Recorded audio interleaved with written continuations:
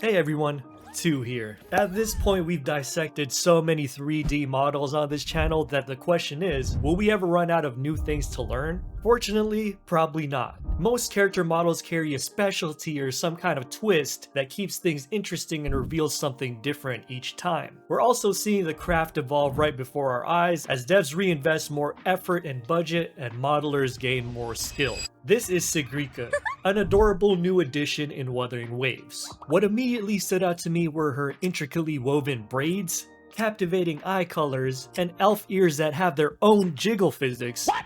But the part that I learned the most from were the braids. For me personally, these are a huge head scratcher for reverse engineering.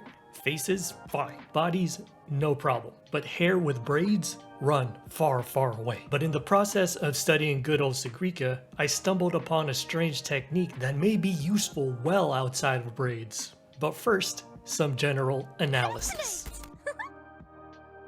Sigrika's got some boingers, and I'm referring to the jiggle physics on her ears. Look at those things bounce. It's just a simple 2-bone setup, nothing too complicated. Her chest also uses 2 bones and it's split by upper and lower regions. The amplitude though is fairly low because like another short elf I know, she's quite bubonically challenged. Looks like there's also a setup for the frills that go around her top, and these go around the entire character. It's kind of similar to how a skirt would be set up, just a lot fewer columns of these bones. And you can see all of this in action when she's running around. So this is a good skinning setup to reference if you're going to use any of these elements.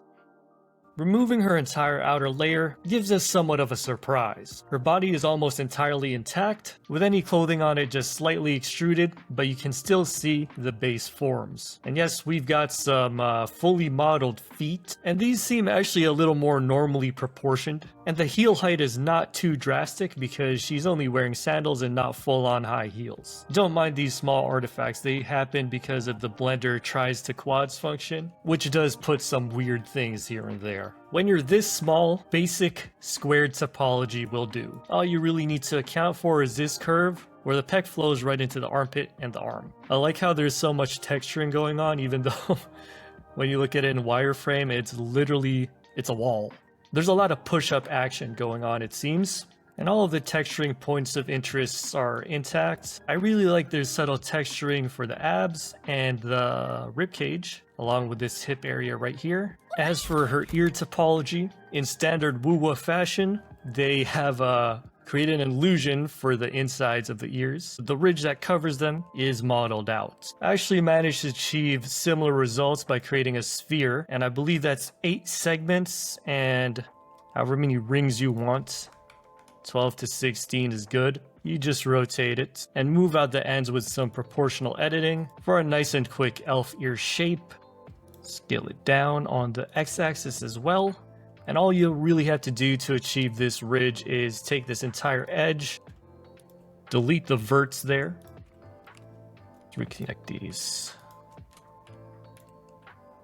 and you select this entire loop, fill that face in to make a huge end-gon, and you can just knife those in. And it should all line up, so I'm just going to skip forward a little. Kind of looks like a mango. They also do this cut where they go from here to around here, and they'll just slide this area down so that this part can go more inwards down here. Push these parts in to get the ear cavity, and these as well. Then tweak the shape as you desire. Straight to the stars! Alright, if you've made it this far, congratulations. Because I will now talk about one of the biggest and nichest enigmas in the YouTube Blender sphere and how Sigrika ties into it all. See, if you've attempted to find braid tutorials on YouTube, you'll most likely run into this method that uses a very specific arrayed path setup. Which is a great method, all things considered, but the mesh is separated into 3 parts, one for each strand. Which isn't really a problem, but if you want that gacha anime style consistency, then we're looking for those neat, airtight braids. And I kid you not when I say almost all braid tutorials use this path setup, with one exception being this one. And the creator is that one viral 3D wizard that you've probably seen at least once on YouTube Shorts. His methods create braids that are one closed object, which is what we're looking for, rather than 3 separate meshes for each strand. So check out the original tutorial if you want. You might prefer that style of tutorial. The tutorial is more visual than actually in program, but today we'll try to follow it in Blender. Then we'll talk about how to actually attach or end the braids, as well as this spicy tech to fix some minor clipping. Okay, let's go. I'm gonna Shift A, add a cylinder to my scene, give it a material so you can see it. Then I'm gonna tab over, press 3 for face select mode. So I'll delete the top face, this face, which is parallel to the axis, and the bottom face as well. Delete faces. Let me press 2 to enter edging mode. What? So I can select these two edges. Then I'll do cursor to selected, put it right there. Tabbing over to object mode, I'll do origin to 3D cursor, putting the object's midpoint right here. That way, when we add a mirror modifier, the axis is Y, then we'll have this. Now let's loop cut it across the middle, and then selecting these two edges, 1, 2, I'll do subdivide, and then I'll use my knife tool and cut from here to the bottom middle corner. Then I'll select these two faces and delete them. Then I'll select this edge and align it with this point right here. Then in vertex select mode, I'll select this top corner and align it with the middle of the y-axis. At this point, let's apply our mirror modifier. We're going to select these points on the left side and make sure to select this one last because we're going to do merge at last, or ML. And similarly on this side, we'll select starting from this middle one and select this one last and do merge at last. So that looks like this. All right, now I'm going to align these 2 points with these lines. So let's select this one, bring it up here, and take this one, bring it here. Now let's select these 4 points, extrude, then merge at center, and bring this point up. These 3 points right here, this triangle that's formed, should be the same up here. So how will we accomplish that? We'll duplicate these, bring them up, rotate them 180 on the X, and line it up here. Now we'll select these two and do merge at last. And these ones are not exact, and that's okay, as long as they're close enough. So we'll just do merge by distance and turn it up until it removes 2 vertices. We should be good. Now you want to take this entire cone up here, move it backwards. And actually what you'll want is these 3 points should line up with this one at the bottom. So I toggled my X-ray and make sure the line's like that. Now select everything, Shift D to duplicate it. Rotate the dupe 180 while you're facing it from the front, and then move it down here. Make sure it lines up as close as you can. Looking at it from the bottom, rotate it by 180 again. And then right click, mirror verts, Y global. So that should flip like this area. It's going like this at the bottom, but once you flip it, it goes like this instead. Now select everything, press M, B, merge by distance, and that should join it in the middle. At this point in object mode, do Control A, apply all transforms, set origin to center of mass, surface. Now you can add an array, set offset of X to 0, and set Z to 0.5, and it should put it exactly right there where it lines up. Ooh, let's also, yep, the face orientation is messed up, so let's select everything and do a recalculate outside. And then just check merge so that it will merge those points. May have to click the button, the right button, once or twice to make sure that it merges. Let's see. If we add a subdivision surface now, yep, it works pretty well. You can see that it's merging and then it's doing the subdivision. Without the merge, it will look like this. And one check you can do at this point is apply everything, then select all non-manifold. The only verts that should be selected are the openings, if everything merged properly, meaning you've got a nice closed mesh, similar to how they've done Sigrika's. If not, make sure that merge is checked on your array and you turned up the distance. And if it's not that, then you probably have to go back and make sure everything is aligned as per the steps. as those lineups are very specific. As for the seams, it's just the openings and the 2 lines in the center that joins them. Let's make the shape a little rounder, and when we do this, we have to select these specific edges and scale them in unison to keep those merge points intact. I'll then also turn up the crease of all these end edges to 1 to give it that sharper shape in the middle. So that's as far as Ito's tutorial takes us, but we're gonna go deeper down this rabbit hole. There's one problem that triggered my OCD when using this method. You see, although this method has the braid shape that I want, Sigrika's braids are fully closed and accounted for, whereas ours has this clipping problem. So here's the method that I tried. Let's add any mesh object to the scene, give it a different color, and we only need 1 vertex, so let's merge it down. And we'll do some localized retopology. Let's turn on snapping, face project, and now this should lock on to wherever you put it. The problem is we can't really see it in front, but that's an easy fix. We just search for in front. It should be here in your viewport display options. Toggle this on, change the color, go to viewport shading, and make sure object color is set to object.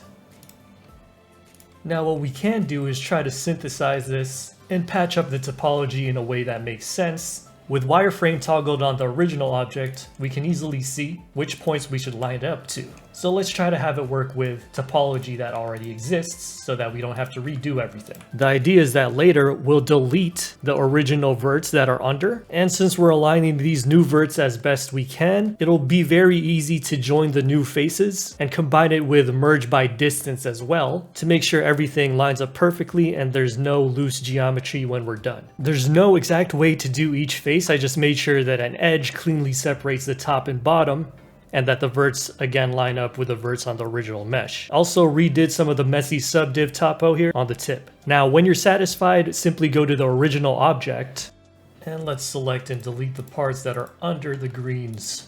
We can actually turn off the in front nature so that we can see exactly where we should delete. Let's turn off our snapping here. Okay, and at this point we can join them. Let's do a quick merge by distance. Then we can just fill in the faces as needed. Let's select all by non-manifold to see if there's any geometry that is left, such as these. These are inside from the original. Oop, the normals are flipped. Recalculate. Check it again. So last ones are, yeah, because this one needs to be joined there. Okay, let's check. Okay, perfect. That means everything has been welded together and there's no verts that are unaccounted for. And it's okay for the openings because those will get closed up later. Wait, now I'm tilted because I did it way better on this side than this side, but it's okay. It's just a rough example job. Now you might be wondering, after all changes are made, can you still make them available for array? And yeah, you can. So in this specific case, we can just duplicate the center parts like this and we can make an array from there. Oh, and of course, don't forget to assign everything back to the original material. Merge. You might have to tune the distance again. See, apply it on manifold and it's only at the openings. Okay, that means we good. And then if you want, optionally, you can array it back from the original shape and just isolate it and array it again. Now this will make it a lot cleaner when it comes to texturing and a bunch of other things.